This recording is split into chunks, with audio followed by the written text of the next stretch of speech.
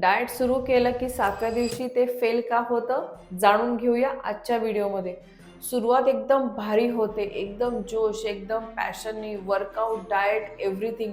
आणि 7व्या दिवशी मग काय होतं? मोटिवेशन गायब.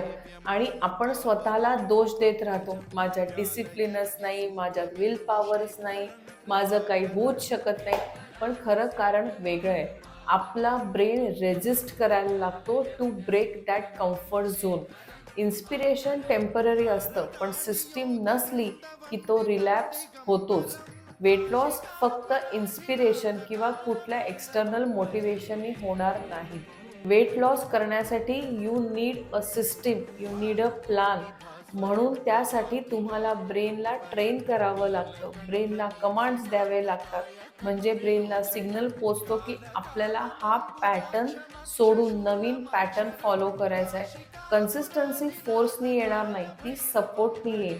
म्हणूनच माझ्या 100 डेजच्या प्रोग्राममध्ये आम्ही शिकवतो how to stay consistent with right system and with right plan. म्हणजे तिथे कुठेही रेजिस्टन्स येत नाही. So you stay consistent for long 100 days and achieve your goal easily.